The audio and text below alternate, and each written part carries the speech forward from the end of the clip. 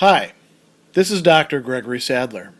I'm a professor of philosophy and the president and founder of an educational consulting company called Reason.io, where we put philosophy into practice. I've studied and taught philosophy for over 20 years, and I find that many people run into difficulties reading classic philosophical texts. Sometimes it's the way things are said or how the text is structured. But the concepts themselves are not always that complicated, and that's where I come in. To help students and lifelong learners, I've been producing longer lecture videos and posting them to YouTube. Many viewers say they find them useful. What you're currently watching is part of a new series of shorter videos, each of them focused on one core concept from an important philosophical text. I hope you find it useful as well. One of the topics concerning friendship that Marcus Tullius Cicero addresses early on in his work on friendship is the relationship between what gets translated in some of the texts as advantage, also as usefulness or utility, and friendship itself. And there's a long back history to this that we should reflect upon a bit. Aristotle very famously distinguished three different kinds of friendship, one of which is genuine friendship, and it's friendship in terms of the good as such, or the noble virtue. You get to know the person and value them for themselves. And then there's friendships of pleasure. And then there's friendships of utility or usefulness, to sympheron in Greek, utilitas in Latin. And so Cicero is well aware of this set of distinctions. Now, friendships of utility are friendships in the weakest sense. They break down quite easily because they're based on the mutual usefulness of the people to each other, and within the scope of that relationship, they have the elements of friendship, for example, mutual goodwill, so long as the usefulness holds up. So the usefulness is the basis for the friendship, not like friendships where the basis is you actually liking the person and admiring them and thinking they're a good person and wanting to share time and indeed your life with them. So we've got two different kinds of friendships, and Cicero is less willing than Aristotle to call friendships of utility friendships in any real sense.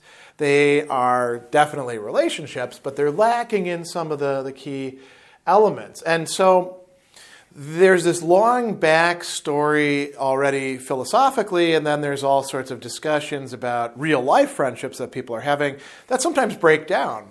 So we can say that friendship definitely for Cicero is something that is advantageous.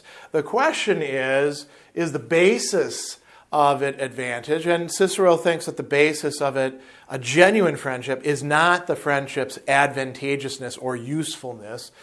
He does note that there are quite a few people who do reduce friendship to advantage or usefulness, and they assume that advantage is, as he puts it, the cement of friendship. As a matter of fact, he frames it in a verbal way, saying that it's what holds that friendship together. Nam si utilitas conglutinaret amicitias, right? And then he says, eadam commuta dissolveret.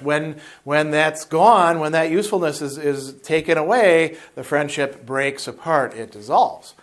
And so, in this case, what we've got is a double use of the advantageous. The advantage is what sparks the friendship. One person needs something from another. The other person needs something from them. And then they have the friendship going on so long as they're getting what they need. The friendship perdures.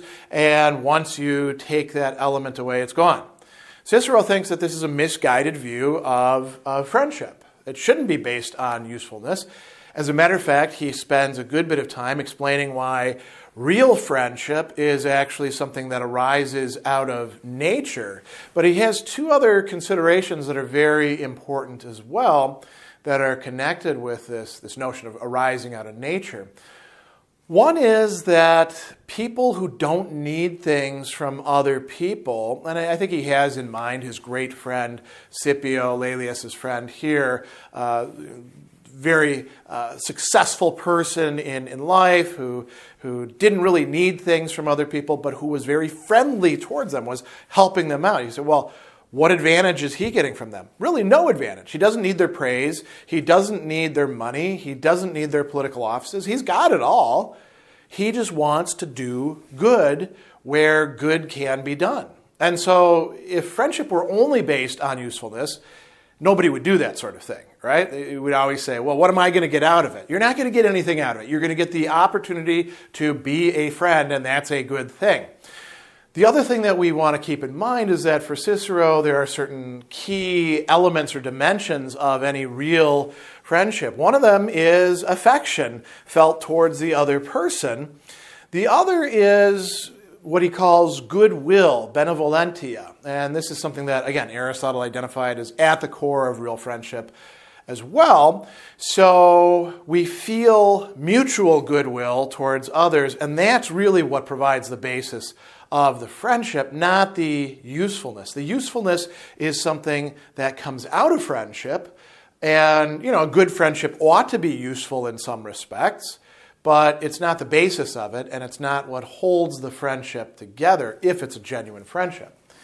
Now, all that said, Cicero is going to say that the greatest advantages will be realized from friendship, right? So what are some of these greatest advantages? He actually says, friendship offers advantages almost beyond my power to describe. Almost, because he is going to describe them, of course.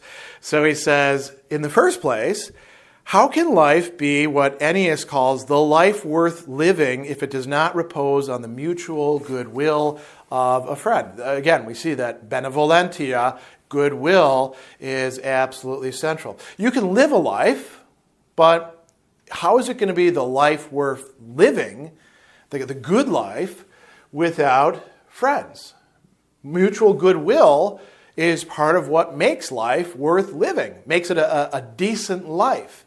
And you can think about the times when you've been particularly lonely or isolated, on your own, don't know anybody, separated from the people that you do know through, disagreements or things like that, and how it takes a lot of the joy and luster out of one's life. And I think he's quite right there. He says, what is sweeter than to have someone with whom you may dare discuss anything as if you were communing with yourself? Now that is a really wonderful phrase there, and it captures something about friendship.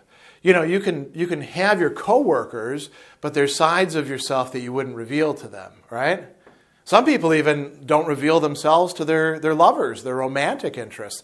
They have their life over here with them, and then they have, their friends, and their friends actually know them better. We make sitcoms and movies about this. Sooner or later, the lover discovers that the friend actually knows the person better, and they feel, upset and jealous about this, and a lot of, plot points ensue after that, depending on which movie we're talking about. But there's a reason for that. Genuine intimacy means being able to share yourself with another person. And there is something, provided yourself is a good self, there's something really good about that. Even being able to bear the parts that are bruised and broken and scarred over and in need of healing can be incredibly liberating as well. So that's one side of that. He also says, here's another part, in prosperity and in adversity, friends help us out. So he says, how could your enjoyment in times of prosperity be so great if you did not have someone whose joy in them would be equal to your own? And it's not just a matter of, you discovered, a mountain of candy bars, so you need somebody else to eat through that mountain with you. No, even if they're not enjoying the candy bars, let's say that they hate chocolate, but they find out that you've discovered this mountain of candy bars, and it's your favorite kind, right? And imagine that you won't get sick of it after eating, a case of them or something like that. Which is probably not really what would happen. They delight in your doing well. And so in prosperity, your friends can share in that prosperity in important ways. It augments your own happiness, you might say. A little bit further down, he also talks about that as well. He says, friendship adds a brighter radiance to prosperity. It says, splendidores facit amicitia, right? So there's that. And then what about when you're not doing well? What about in adversity, when things have gone off the rails? Well, we need friends in those times as well. And he says, here we go, adversity would be hard to bear without him to whom the burden would be heavier even than to yourself. And a little bit further down, he says that the way in which friendship lessens the burden of adversity is by dividing and sharing it. So, friends come and console us. They may, in fact, be able to help us out in some degree, but sometimes they can just be there for us. And that is part of what makes life good. That's one of the advantages of friendship. Going on a little bit further, he talks about friendship projecting hope, spes in Latin, into the future. That it allows us to exhibit a kind of orientation towards what is to come that we wouldn't have if we were entirely on our own. So that's another advantage. And then he says something that's become, by his time, a sort of commonplace. Again, Aristotle is one of the people who talks about this earlier than Cicero, that the friend is, in a certain way, here he says, a kind of image, an exemplum of oneself. In other places in this text, a little bit later on, he will bring up the proverb that a friend is another self. And that we sometimes think of ourselves as, two souls, or one soul and two bodies, that there's a connection between us, right? We talk about soulmates or things like that. And now this is only possible within a genuine friendship. It's not going to be something that happens through the contingencies of just hooking up with somebody or meeting somebody in a bar, being a classmate or a neighbor, although, it could blossom and develop into that if you're both good people. But this, he thinks, is something that is quite valuable for us human beings. He says that whoever looks upon a true friend looks on this image of himself. And we can think about, well, why does that matter? It's not a narcissistic thing. Narcissus, of course, was the youth who died by looking at his beautiful image in the pool and forgetting to eat because of that. Instead, it's a being able to discover things about yourself. You notice that later in the book, Cicero will also say friends have to hold each other to standards, and so that other self could be the one who says to you, man, you're screwing up. You need to fix this part of yourself. And then finally, one of the other great advantages of friendship that Cicero talks about that is very interesting here is the capacity for friends to remain present to us, to remain, you could say, active in our lives, even when they are not there. And he gives out several different modalities of this. He says, friends, though absent, are at hand, though in need yet abound, though weak are strong, and harder saying still, though dead are yet alive. Even the friends that we've lost are in a certain way with us. Why? He says, we have the tender recollection and the deep longing that still attends them. He says, these things make the death of the departed seem fortunate and the life of the survivors worthy of praise. And so, we're able to hold on to relationships of people who have passed out of our life for one reason or another, but towards whom we had this mutual goodwill. And we can keep that alive even past the physical death of those people or the separation.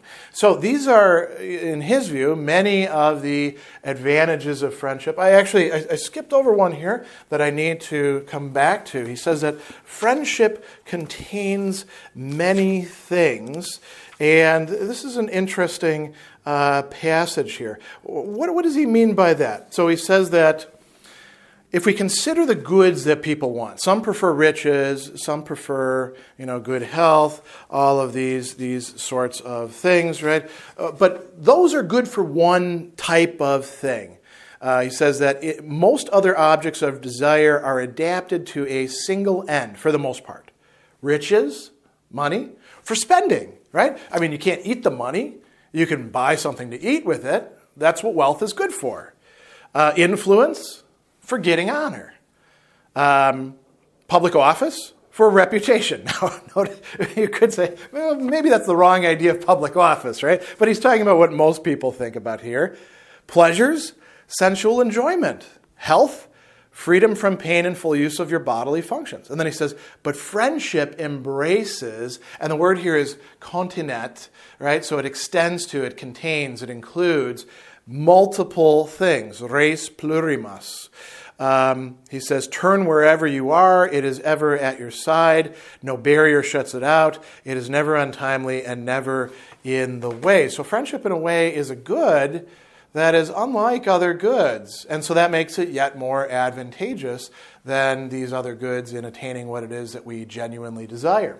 So these are all major advantages of friendship that derive from having a good friendship. They're not the basis of friendship. They are the fortunate result, you might say. And they probably do play a kind of cementing role, but without the goodwill, the benevolentia that has to be there, they're not going to last very long, and you probably won't actually attain these advantageous conditions and things.